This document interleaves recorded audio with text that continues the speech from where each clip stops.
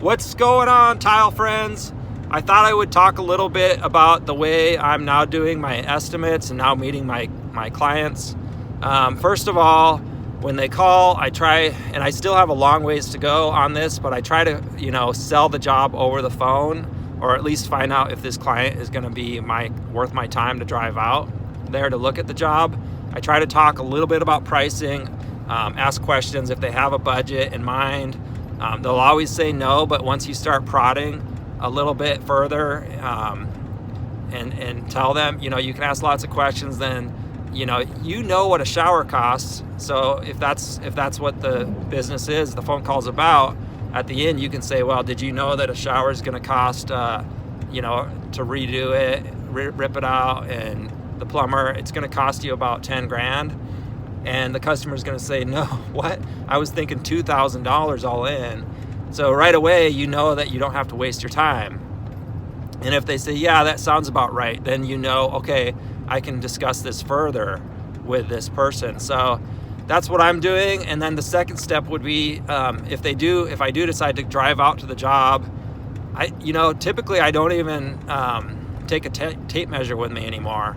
I used to take a tape measure and really spend an hour, drawing it out and measuring everything and getting the square footages.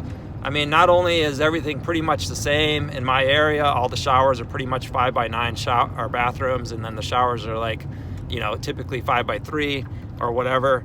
Not only is it really similar, but until I really get them a estimate and they've committed, I'm not going to waste my time anymore. I'm not going to sit there and measure things out and waste my time, so to speak. So what I do is I then give them a written estimate with the request that a deposit is needed to get on my calendar and to help them out with the design phase. So what I'm really looking for is people who need help with the design phase, because if they're looking for design, typically they have a little bit more money to spend, and then there's more time think about the project, and they're already thinking, well, we might start this in a month or 2 months because I want to design it and I want to get it what I need done. So there's no reason to measure, because you don't know. You might open the shower up more, you might add a bench. I mean, you might do a bunch of stuff where all of a sudden, if you're selling at a higher rate, all of a sudden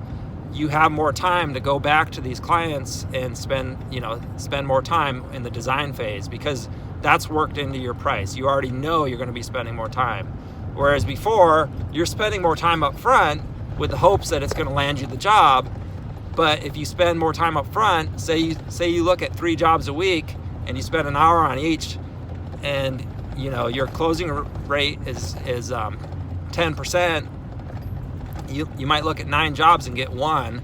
That's 9 hours you spent to get 1 job. So did you calculate those 9 hours of estimate proposals into that 1 job?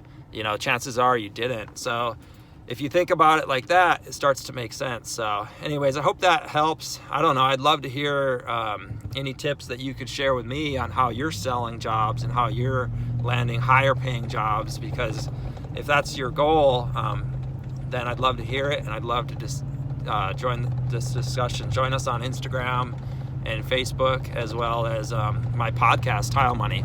All right, friends, take it easy.